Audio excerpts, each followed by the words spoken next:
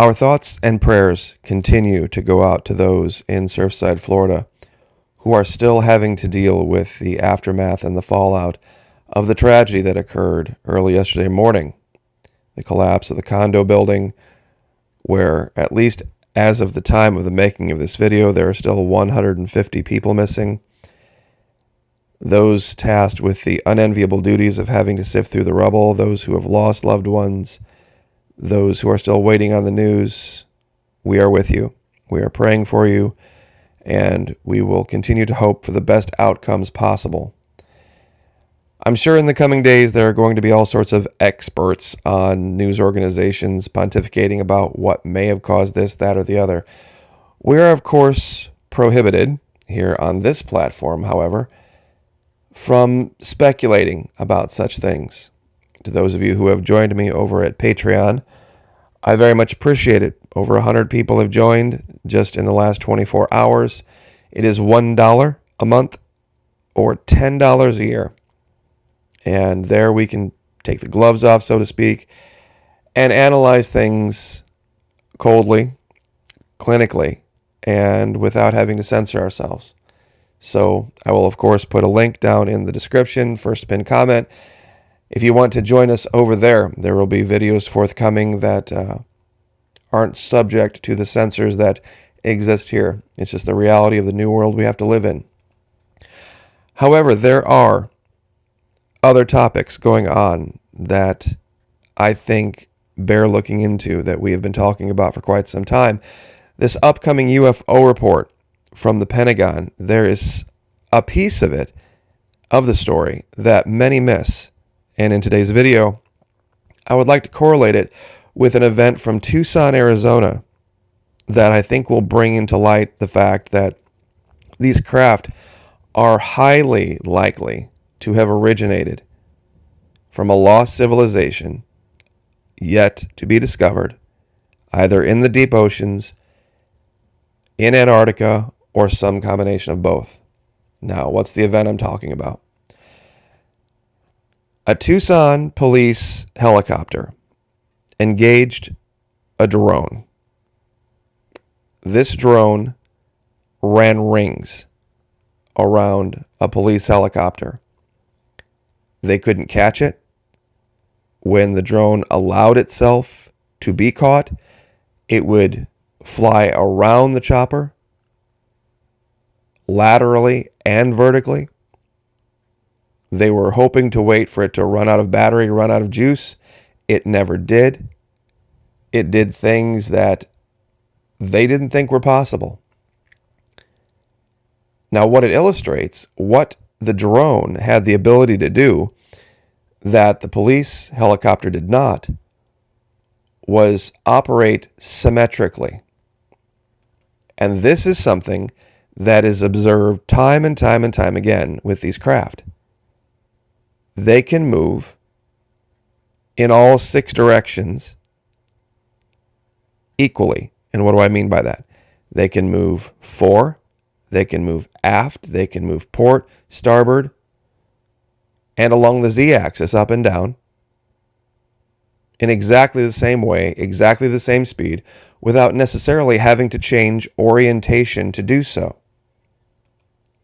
See, a police helicopter has a front, has a back, and it can do this too, but it can't do it as well. For example, a police helicopter or any other helicopter can't fly backward, maintaining this orientation, as fast as it can fly forward. If it wants to maintain that speed, it has to turn itself around. And it can fly sideways, but this is something that is a function of a gravity-based craft. And what do I mean by that? Gravity-based craft. Let's read this article real quick, and I think this will illuminate it. Update: Tucson Copter Cop says mysterious sophisticated super drone like no other. Additional information has surfaced about the mysterious drone that officials in Tucson described as highly modified after it buzzed, then led a Border Patrol helicopter on a high-speed, hour-long chase before vanishing. A case summary of the incident details airborne police efforts to pursue and unsuccessfully identify the astonishingly powerful craft described as a very sophisticated, specialized, and able to perform like no other drone. The initial encounter occurred just after 10 p.m., February 9, but was only revealed in May. The chopper chased the craft over a veering 70-mile course at speeds over 100 miles an hour and altitudes up to 14,000 feet. During that run, the escaped uncrewed aerial system craft violated restricted airspaces, including those of an Air Force base and Tucson's airport, displaying maneuverability and power reserves far beyond those of a consumer drone. Then it disappeared. Now, you see, this is the key to understanding this. The drone was incredibly maneuverable, but could it achieve the mission of a police helicopter? Well, no.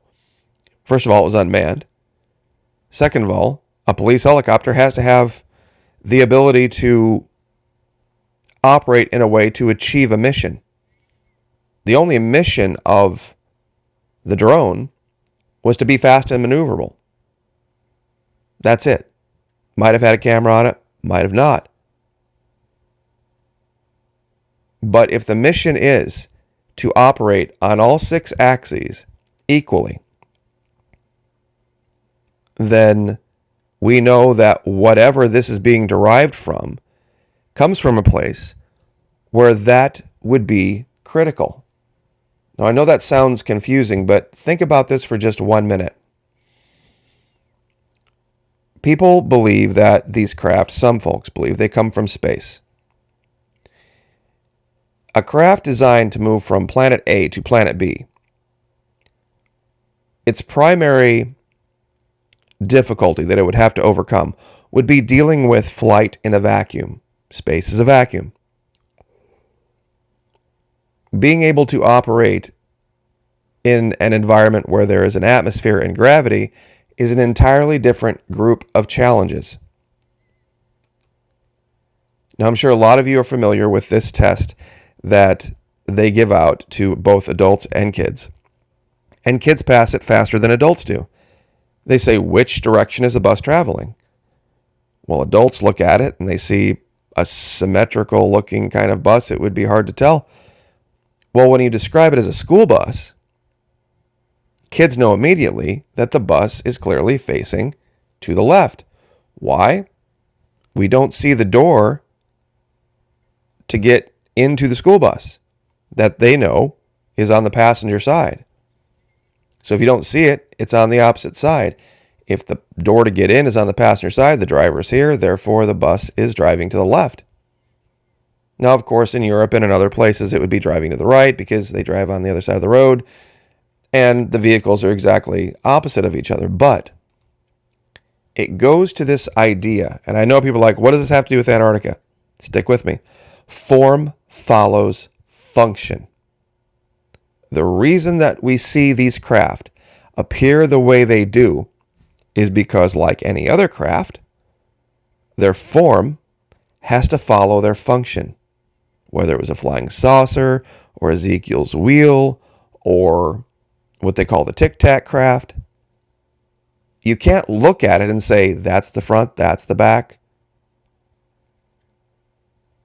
Some of the artist's representations kind of make a difference between the top and the bottom.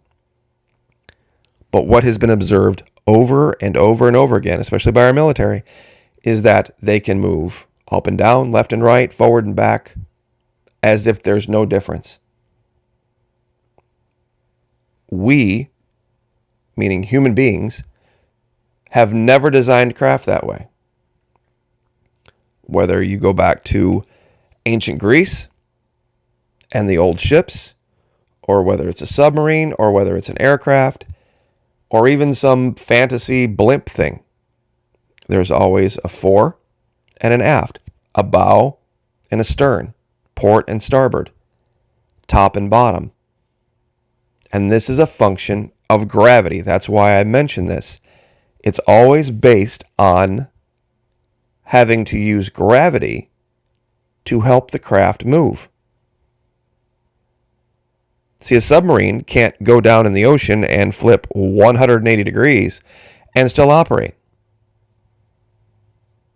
An aircraft can flip itself around 180 degrees, but then everything, all of the controls are backwards. If you're flying inverted, of course, and you pull up, you're going to go toward the ground, not away from it. There was a movie years ago, Star Wars, I'm sure a lot of you have seen it, where there was this group of aliens called Jawas, and they had this giant, huge sand crawler thing that they lived in. Now, even if you had this in Antarctica to live in and operate in, you would be in trouble. You would be in huge trouble because ice is inherently unstable. And that's the key to really understanding this. If there were a society in Antarctica and they had developed craft to move, they would have had to develop craft that didn't require them to engage with gravity or the ice. Because that's why, and I showed this in other videos too, this Antarctic snow cruiser. Basically a giant motorhome on steroids for research in Antarctica. If it falls in a crevasse, and some of those crevasses are huge, I don't care how well designed it is, when you flip it over or it's on its side, it's useless. Same thing even with this giant sand crawler. The only craft that would be usable for a society in Antarctica would be one that could move through a three-dimensional ice sheet, not having to worry about crawling across the ice or what direction it was moving. You see, even an aircraft without an attitude indicator is screwed. And attitude indicators function with gravity. You take an airplane and you take it out of an environment where there's gravity, that gauge is useless. It'll never tell you where your wings are because it never knows where the ground is because there's no gravity. Now, of course, there's gravity in Antarctica, but you would have to overcome that.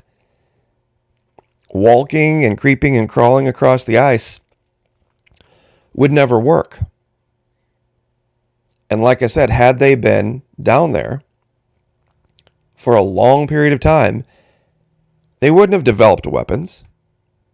Because like we talked about with the Four Horsemen, famine, death, war, plague, if they didn't have to deal with all of that, they would have certain weaknesses, but they would also have certain strengths. Pardon me, I don't know where that came from. They would have to have the ability to move through a three-dimensional ice sheet, irrespective of gravity, because the ice could never be counted on to be in the same place. Even those who live in Antarctica now, they have to be able to continually pick up and move because of the shifting ice. So the only craft that would make sense, the only craft for Antarctica that would make sense would be one that could move like what we see in our skies. They can go from the air. Sorry about that. They can go from the air to the water seamlessly. They can go forward and back, same speed. They can make 90-degree turns.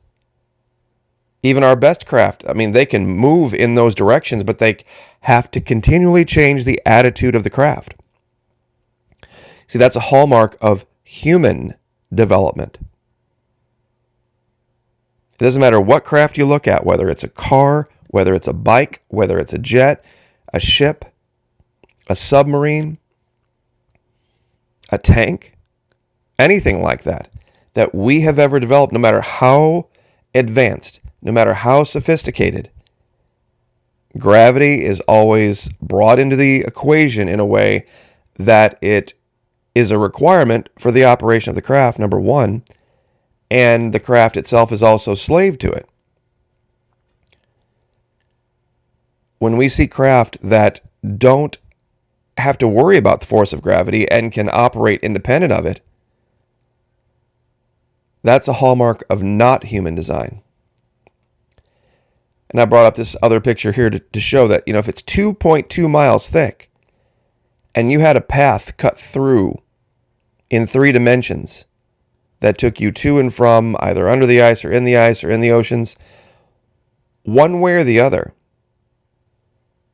you would have to be able to move in 3 dimensions without any one dimension of movement being any easier than any other. Meaning you have to move forward. Okay, you've got to move forward. You got to move backward. You got to move backward.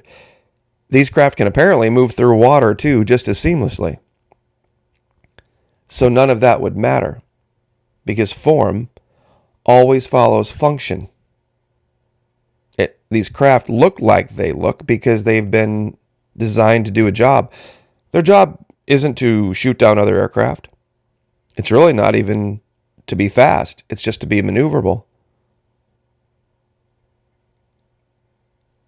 And that's why I wanted to bring this up, because I think this is really the case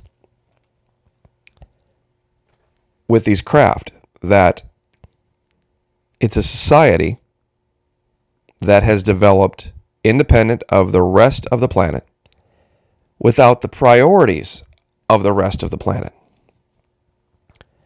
See, war is not a priority.